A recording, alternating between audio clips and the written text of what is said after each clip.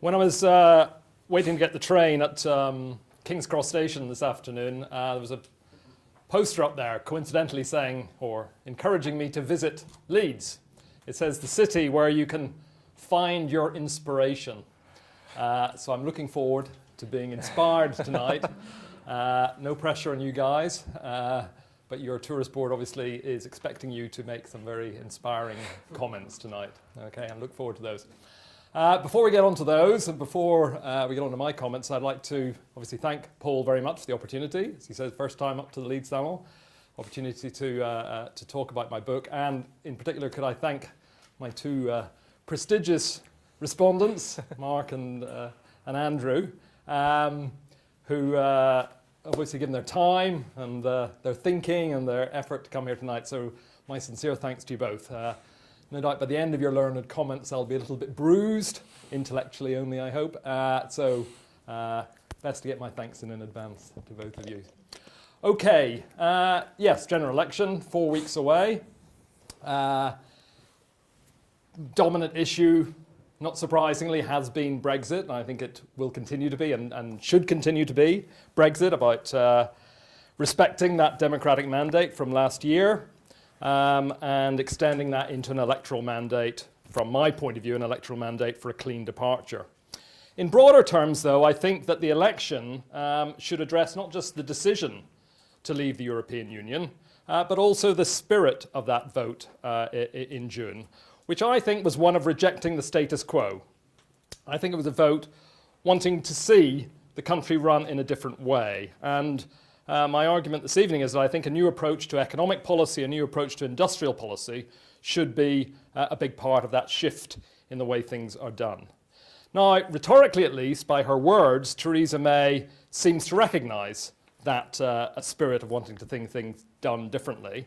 Writing, for example, in the foreword to the Green Paper on Industrial Policy, which I imagine my two respondents have dipped into at least, in that Green Paper, I think came out in January, Theresa May explained that the referendum was not simply a vote to leave the European Union, of course, but it was, she said, an instruction to government to change the way the country works.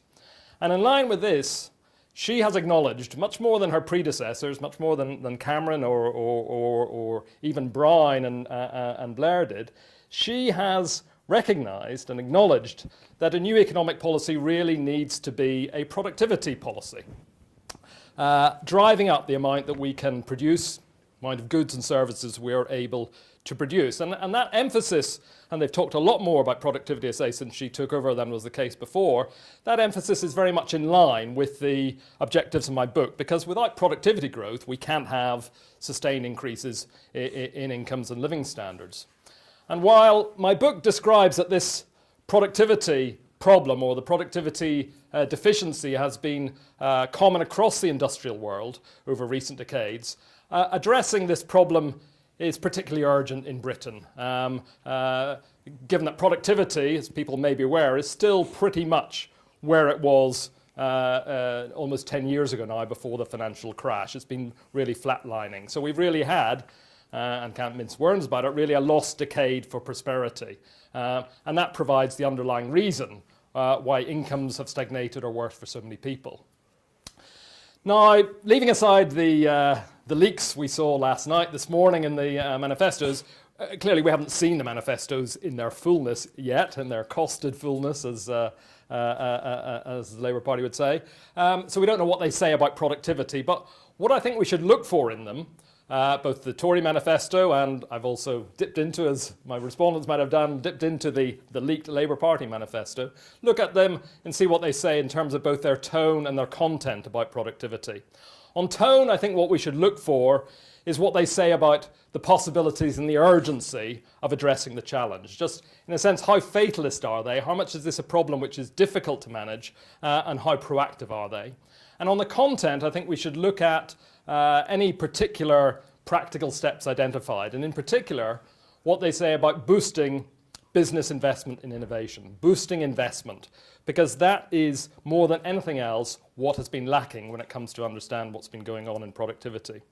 You see, you've got many economists, many politicians will repeat this phrase about there being a productivity puzzle. And that's a mantra which is very common. But I argue that the real puzzle is why there hasn't been the sort of transformative business investment, which is what is the underpinning, what lies beneath productivity flatlining or productivity growing so slowly, which has been the more generalized phenomenon. I think there's no better indication of the feebleness of the general recovery across the industrial world since the 2008 crash, no better indication than the fact that business investment across those countries has only just exceeded last year the level that it was at the start of 2008. And this sort of flatlining of investment as well as productivity contrasts, say, even to the previous 3 recessions which we had in our living memory, when by an equal elapse of time since the peak of those recessions, or the pre-peak of those recessions, business investment was about a fifth up. So it is really a very, very unusually hollow recovery that we've had since 2008. And in Britain, particularly last year actually, business investment fell, you may have noticed, which again is very, very unusual when we're supposedly in a time of recovery. And before you ask, this decline in investment preceded the Brexit vote last year. It preceded any acceleration or fueling of business uncertainty, which could have held back investment. So it's weak investment is my theme, weak investment across the advanced economies, which is the common feature explaining low productivity. And the priority, therefore, is generating higher rates of capital investment, which embody the innovation and the technological advances which is necessary to boost productivity. And this means identifying and removing the barriers, both to the transformation of existing businesses, to changing what existing businesses do, and also, very importantly, what are the barriers to the formation of new sectors, new industries, new high-value jobs.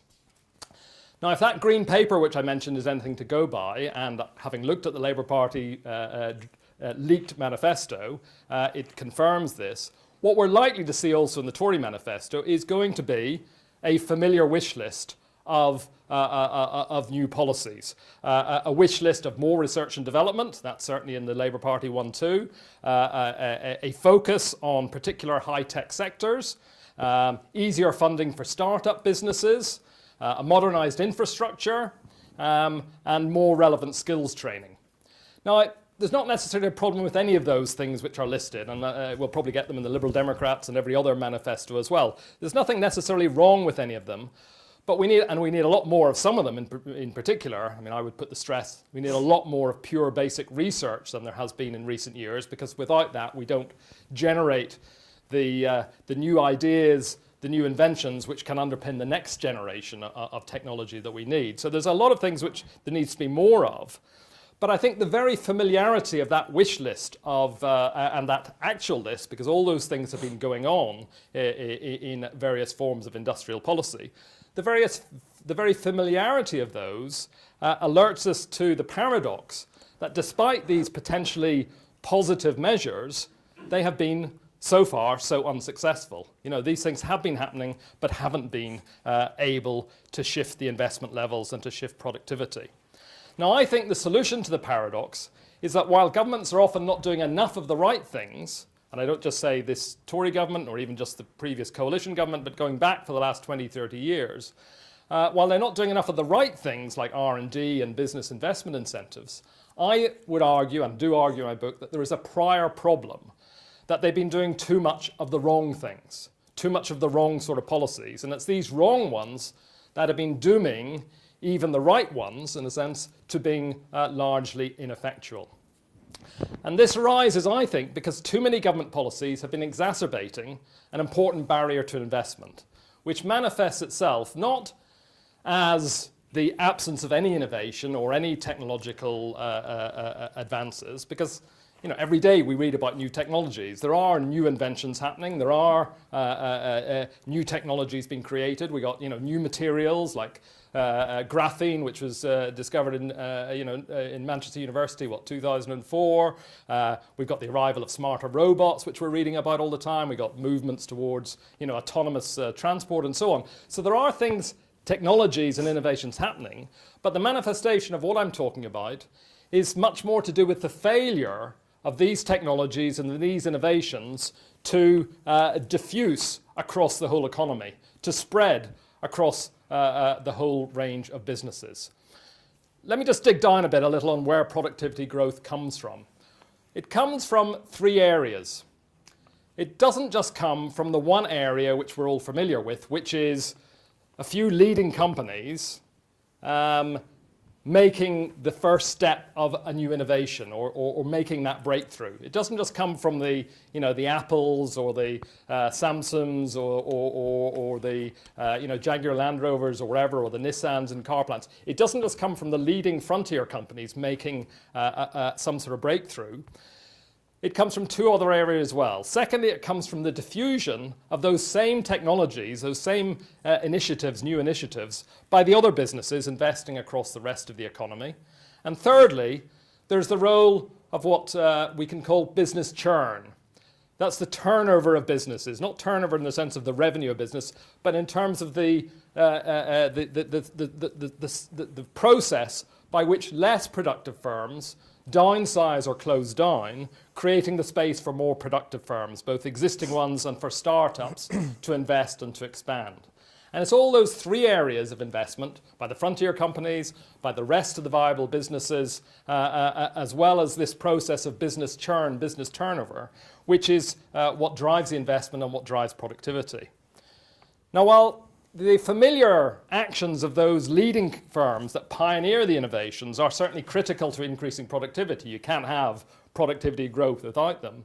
Historically, the lion's share of productivity growth has come not from those businesses, but from the spread of those technological changes across the rest of the economy. That is, from those second and third factors, the combination of the connected processes of diffusion and of business churn. In earlier times, not recently, but in earlier times, productivity grew as these viable businesses expanded their productivity and gained market share at the expense in replacing the less productive firms. Resources, people, capital shifted from low productivity uses to high productivity uses. And through that, businesses closing down and others starting up or expanding, successive waves of innovation brought about either more efficient ways of doing the same thing, cheaper cars, cheaper machines or whatever, or opened up entirely new sectors, entirely new areas of production. If you look over the 20th century, a whole range of new industries set up: chemicals industries, the car industry, the aerospace industry, pharmaceuticals, computerization itself, all sectors which never existed at the start of the 20th century. That sort of innovation also comes from this.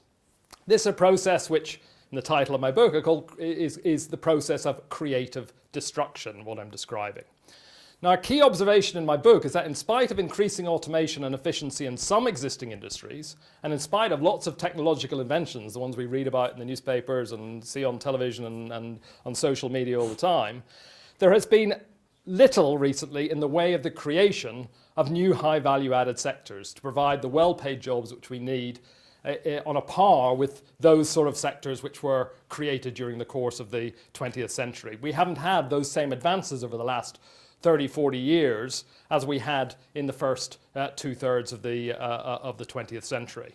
And hence, therefore, the result, I'd argue, is that we have the perpetuation of poor overall productivity levels as expanding areas of employment have been dominated not by these what should be new high-value jobs, but have been dominated by low-value, low-paid jobs, including the parts of the gig economy that we're becoming so familiar with. The expert surge in mini cab drivers, the surge in delivery operators, and so on. Now, the book highlights that a critical and mostly under-recognized contributor to this relative stasis is that over the past few decades, this process of creative destruction has not been working well.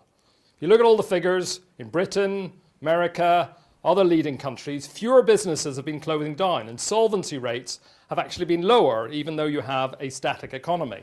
And fewer new businesses have been starting up as well. And that has brought about what I call zombie economies. Economies with too many resources stuck in low productivity areas, including in weak zombie businesses. Businesses that have enough income or an ability to borrow in order to survive, but which are unable to add much by investing to boost economic growth. Now, these zombie economies, I'd argue, have a triple whammy effect, which is what is dragging down investment. Not only do those zombie businesses themselves, the sort of cash-poor ones, not have the means to invest in their own operations, but also by continuing to exist, by continuing to survive, they produce and congest the market. And this thereby discourages many other viable businesses from investing as well, because there's all this a plethora of activity going on. There seems to be less of a market for viable businesses to expand into. This offers one, I think, significant explanation for the research which recently came out of the Bank of England, which looked at a survey of about 40,000 businesses in Britain, and it ranked them by productivity. Number one, highest productivity, down to 40,000, the lowest productivity. And what it found was that something like 3/4, and to some extent up to 90% of those businesses have seen very little or no productivity growth themselves over the course of this century, till about since the survey began in 2002. So something like 3/4 have seen little or no productivity growth over that time. And the third part of the triple whammy is that even the leading firms, the most productive 1%, 2%, 3%, right at the top of that ranking, are also held back by the sluggish conditions. The broader zombie economy, including the phenomenon of ever-expanding sort of corporate dependency on different forms of state activity, has been reinforcing these firms, their own caution and aversion to risk-taking. So that even the most pioneering, innovative, valuable and sort of cash-rich companies are not being as innovative as they could be. This augments the trend whereby the most dynamic sectors, say pharmaceuticals in Britain or the Silicon Valley tech companies in the United States, where they rely much more on marginal incremental innovation than real breakthrough ones. Something I think that's become more common and more commented upon recently, even alongside the sort of the breathless anticipation of artificial intelligence and driverless cars and so on. You know, take Apple, the most valuable company in the world. I mean, we can all hope that Apple is going to produce something new and astonishing for us, as it has done in the past with the iMac and the iPod and the iPhone and so on. But it's been a long time coming. And meanwhile, this company's position as the most valuable one in the world is really relying on us waiting for, you know, another variant of the iPhone. Version 8, I think, is coming out in autumn, or it may be delayed till next spring or whatever. But, you know, the iPhone is now 10 years old. You know, it precedes the financial crash. So it's just an incremental change rather than breakthroughs even from a company like Apple. So by holding back every company's investment plans from the weakest to the strongest, the zombie economy, I think, has a self-reinforcing aspect. However, the important policy point, which relates back to my themes in terms of industrial policy, the important policy point is that the zombie economy has become so dominant due to a lot of government support. It's not been something which has just been spontaneous. Especially since the big political, cultural changes through the 1980s, economic policy has become much less visionary, much less forward-orientated, and has focused instead on managing what exists in the economy as it is. Soon after he became Prime Minister, Tony Blair, who usually has his finger on the pulse of important social, cultural changes, he characteristically spelt out this new policy paradigm, and which has dominated, you know, through his time and since under politicians of all stripes. In a big speech in 1998, he said this. He said, "Nothing matters more to me than..."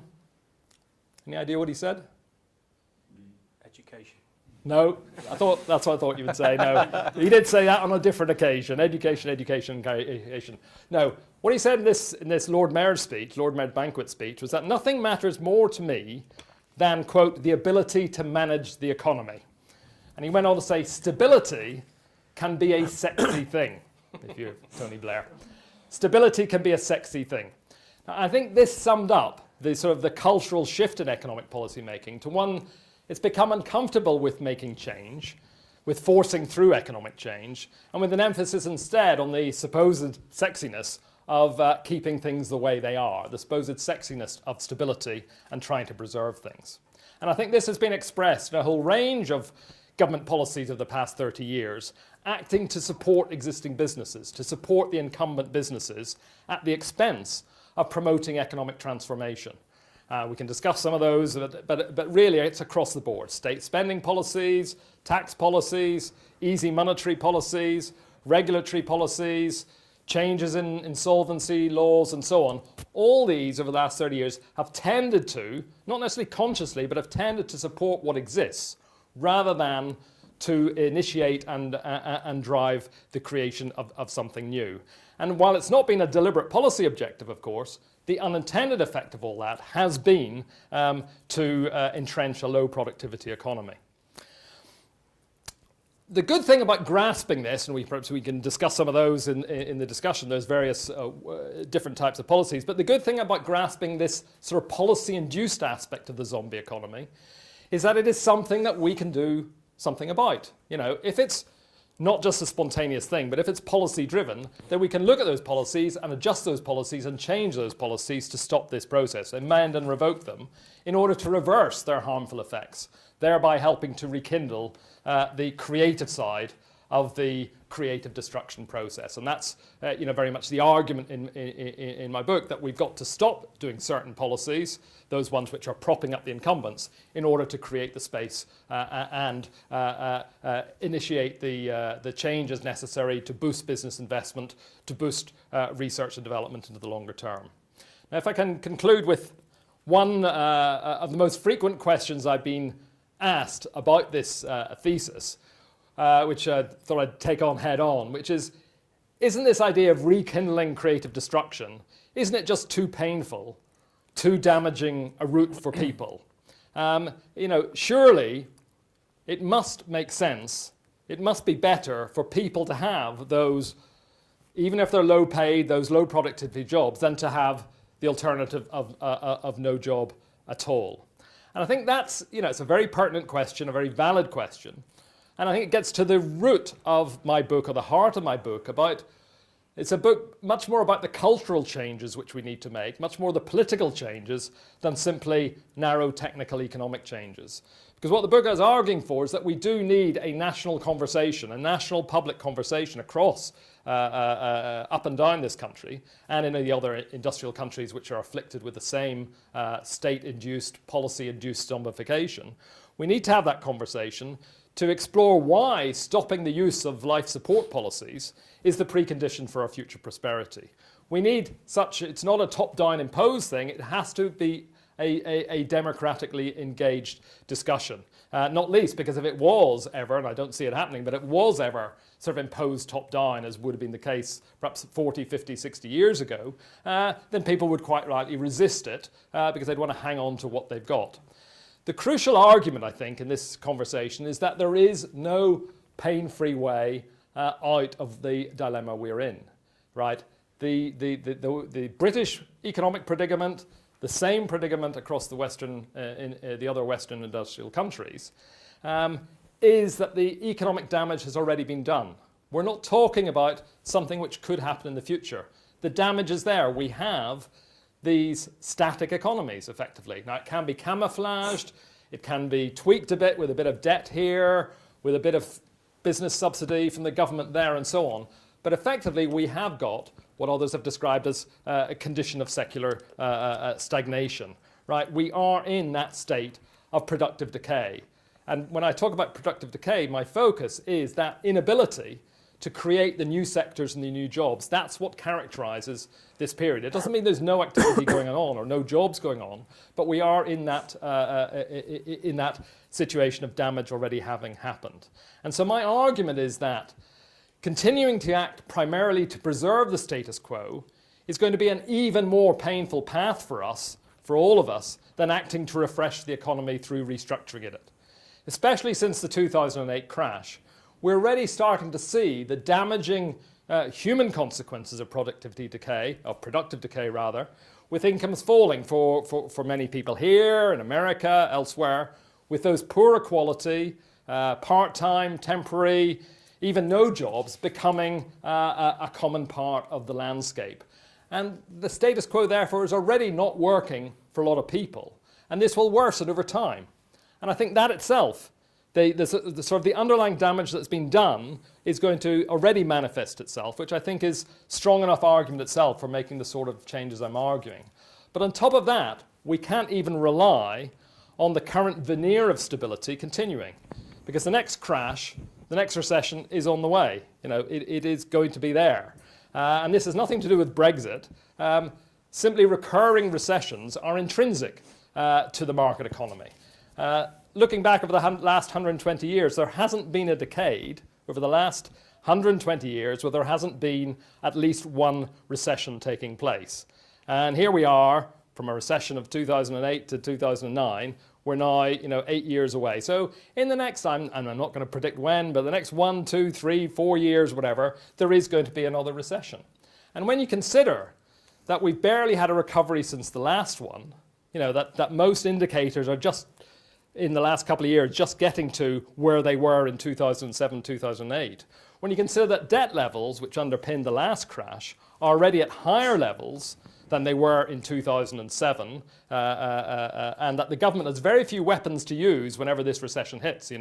Monetary policy, which was the big reliance, the big weapon used since 2008, is pretty much exhausted.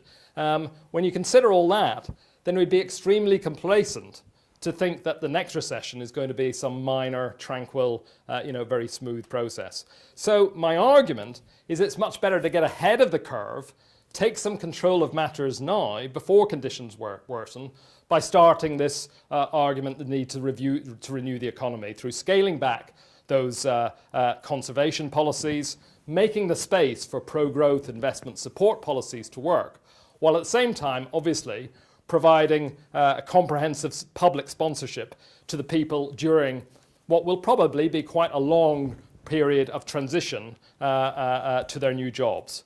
But I'd argue then to conclude that it's much better than continuing to subsidise declining, insecure jobs, which won't be there forever.